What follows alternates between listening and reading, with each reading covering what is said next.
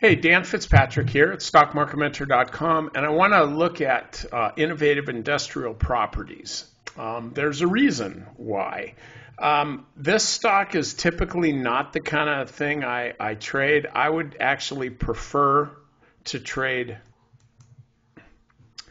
I'll show you. I would like to trade this part of the chart. This is the type of setup I look for. And even like back here in 2017, there's just various parts of the stock that, it's in the prevailing uptrend. So we're looking to see whether the next move is going to be higher, and so you take a little risk and then lo and behold, the next move is higher, right? Okay, fine. So this is not my deal, but I do like this pattern, and so I'd had a position in this stock. At Stock Market Mentor, we started one like right here, right on this little breakout. That's why I drew that line there, on this little breakout. And then lo and behold, the stock pulls back a little bit. Yesterday, it actually sold off on heavier than average volume yesterday. Not like anybody knew that they were going to do a secondary offering of like 3 million more shares, and they only have in the float like 11 million. But that was yesterday. So I was still long the stock. And so we go into today, and the stock trades right at the 50-day moving average to open. That's 77.76. The stock opens up at 78.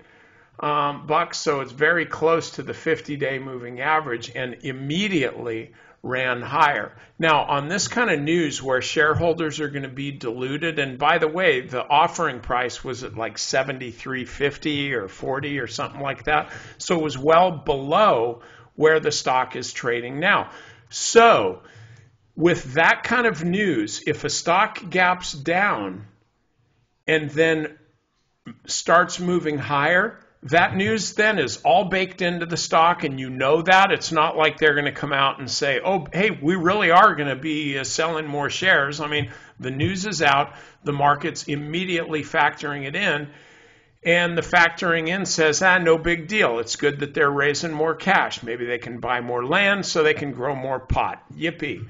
So the stock moves up here immediately. I actually bought more, which is typically, again, not my trade, frankly. There's a lot of people like this kind of pattern. I like them up in the upper right-hand corner, but I recognize an opportunity when I see it. So as I look at this now, I see this washout today, first thing in the morning, massive selling, right at the open. Most of the selling occurred during the first probably 2 minutes. But so massive selling at the open, and then the stock's up. So this is a big washout of sellers right here. And I think the trade for you is, look at support at around 78 bucks. The stock should not fall back below 78 bucks. If it is, you probably want to be heading for the exits. But I'd look for the stock to continue moving higher. Even if it gets back up to this last high, that's another 5%. That doesn't sound like much, but if it gets up to here and moves a little bit above 85 bucks, guess what? That's another higher high. So we'll have a low, a higher high, a higher low, a higher high, a higher low. Then we're looking for another high. Pretty soon you got to say, hey, I think this is a base breakout and the stock's in an uptrend. I think I'll buy the stock. Oh, wait a minute. I already did buy the stock down here. Maybe I'll just buy some more. Okay, so that's how I'm trading innovative industrial properties, and I basically just told you why. So anyway, I hope you have a good weekend. I'll see you guys next week.